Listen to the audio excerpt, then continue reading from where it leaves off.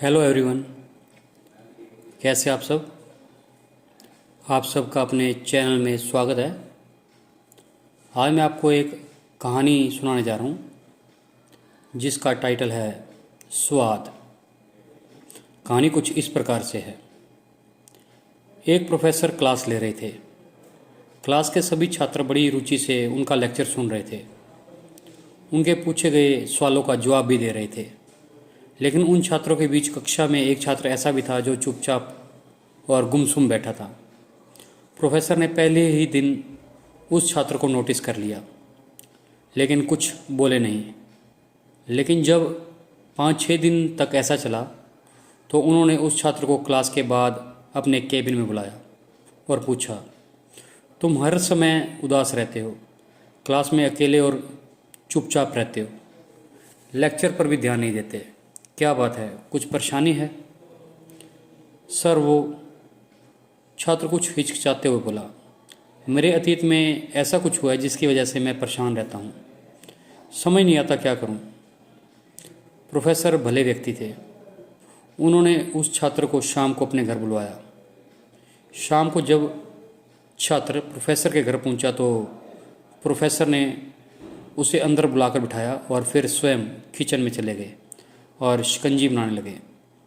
उन्होंने जानबूझकर शिकंजी में ज़्यादा नमक डाल दिया। फिर किचन से बाहर आकर शिकंजी का गिलास छात्र को देकर कहा, ये लो, शिकंजी पियो। छात्र ने गिलास हाथ में लेकर जैसे ही घूंट लिया, अधिक नमक के कारण उसका मुंह अजीब बन गया। यह देखकर प्रोफेसर ने पूछा, क्या हुआ, शिकंजी पसंद नहीं आई? नहीं सर, ऐसी बात नहीं है, बस शिकंजी में थोड़ा नमक ज़्यादा है, छात्र बोला। अरे, अब तो ये बेकार हो गई, लाओ गिलास मुझे दो, मैं इसे फेंक देता हूँ। प्रोफेसर ने छात्र से गिलास लेने के लिए अपना हाथ बढ़ाया, लेकिन छात्र ने मना करते हुए कहा, नहीं सर, बस नमक ही तो ज़्यादा हुआ है, थोड़ी चीनी और मिलाएंगे तो स्वाद सही हो जाएगा।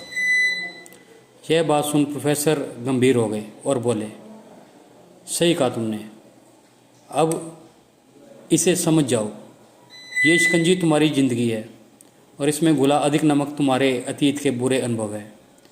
जैसे नमक को शिकंजी से बाहर नहीं निकाल सकते, वैसे ही उन बुरे अनुभवों को ज़िंदगी से नहीं निकाल सकते।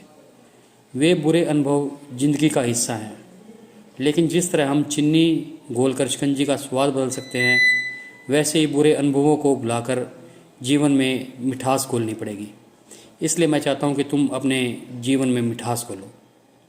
प्रोफेसर की बात छात्र के समझ में आ गई और उसने निश्चय किया कि वह बीती बातों से परेशान नहीं होगा।